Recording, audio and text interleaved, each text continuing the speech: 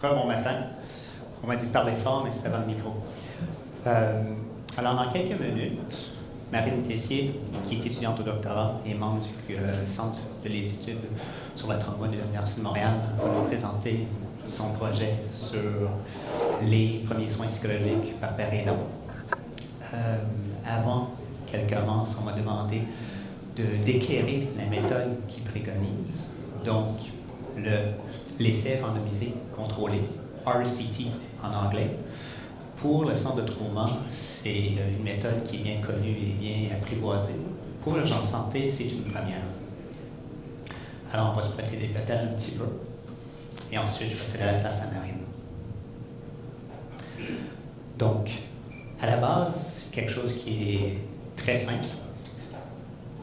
On prendra l'exemple du médicament parce que c'est, je pense, celle qui est le plus connue. Alors, on veut introduire un nouveau médicament.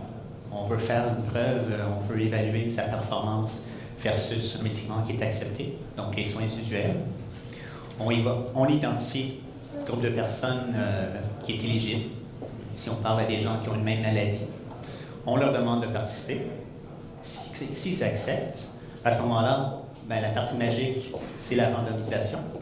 Donc, aléatoirement, ils sont soit attribués au groupe A, B, C. Normalement, il y en a deux. Le graphique était beau, je l'ai pris. Et donc, c'est vraiment aléatoirement qu'ils auraient soit le médicament A ou le médicament B. Ensuite, on prend une mesure, ou peut-être deux, trois, plusieurs. Et si on reste toujours dans le médicament, dans la pharmacologie, on parlerait de séquelles, on parlerait de morbidité, de mortalité, et on compare les groupes. Pourquoi on fait ça? Alors, il y a des grandes forces. Puisque c'est interventionnel, c'est expérimental, on intervient sur nos participants, soit en leur donnant les médicaments A ou le médicament B, ça permet de faire un lien de causalité. La grande majorité des études qu'on fait sont plus dans la corrélation. Si on voit X, on voit Y. Ici, on essaie de dire, s'il y a X, il va y avoir Y. Parce que c'est prospectif, on a la possibilité, on ferme le doigt, de définir l'intervention et les mesures a priori et de façon précise. Parce que c'est randomisé, on diminue, on enlève, mais en fait on diminue les biais et les facteurs de confusion. C'est pour ça que quand on parle d'une seule étude, c'est le ERC qui est le plus coté. Donc, l'évidence qui en résulte est le plus haut niveau.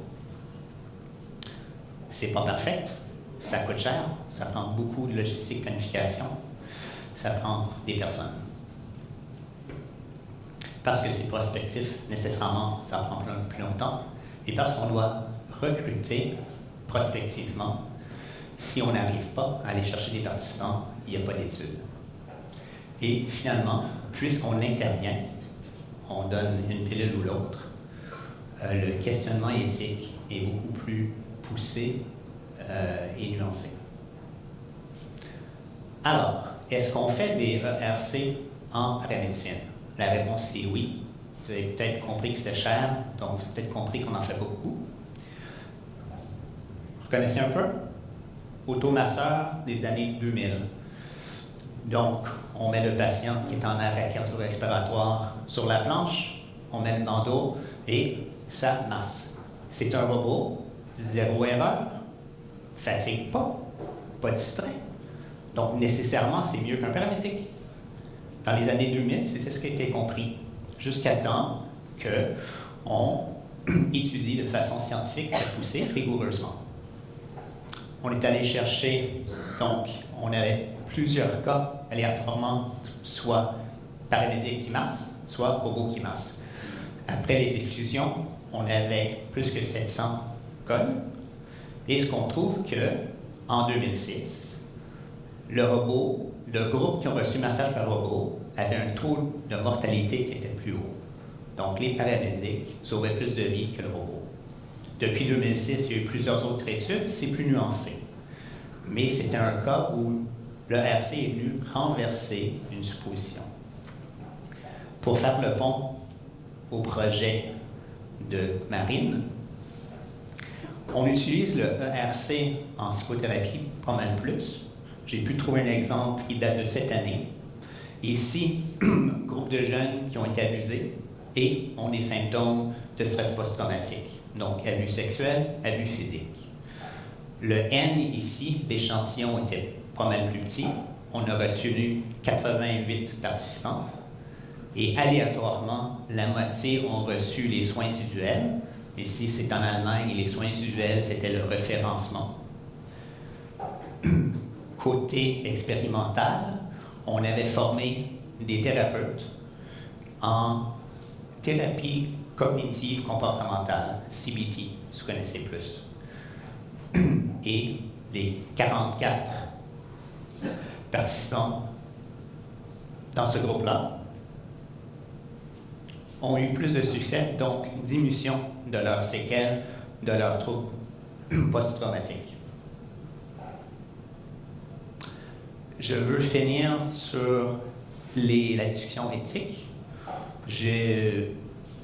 Dès qu'on intervient, le fardeau éthique est plus élevé.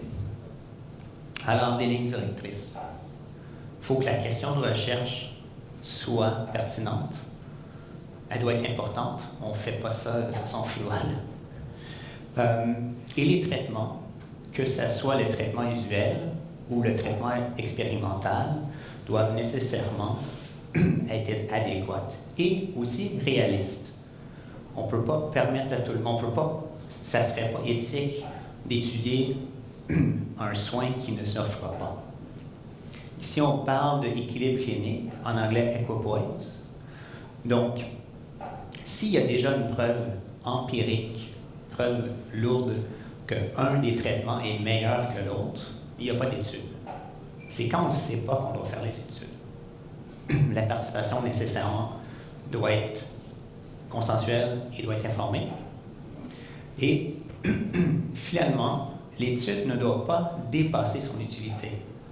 Alors, concrètement, ça veut dire quoi? Ça veut dire qu'on n'attend pas la fin pour faire l'analyse, mais on fait l'analyse de façon périodique. Et si l'analyse est concluante, on arrête l'étude, et soit on va avec le traitement usuel, soit on va avec le traitement expérimental, et on offre ce traitement-là à tous les participants éligibles. Alors, je vais céder la place à Marine. Par contre, je voulais faire une parenthèse pour nos employés de première ligne. Il y a des paramédics, je ne sais pas s'il y a des RMU. Le programme de soins psychologiques par aidant, c'est un programme qui nous tient à cœur. José Coulombe, son équipe de pères aidants, toute l'équipe en fait, ont travaillé très fort, ils ont fait un travail exceptionnel. On est fiers de ce programme-là, puis on est attachés. Simplement, on ne sait pas si c'est efficace. Les debriefings qu'on a fait pendant des années et des années, on sait maintenant que ça ne marche pas, et même que ça peut être nuisible. Ce n'est pas par malveillance qu'on a fait des debriefings, c'était par ignorance. On ne veut pas répéter ça.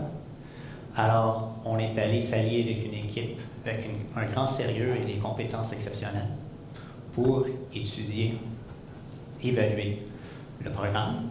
Mais comme M. Dulce l'a dit, quand on fait l'innovation, on prend des risques. On a accepté qu'il y ait une étude rigoureuse et neutre qui se fasse de ce programme-là. Mais sans vous, sans le soutien et la participation des paramédics, des RMU, il n'y a pas d'étude. Donc, on espère que vous allez aussi avoir le courage de participer.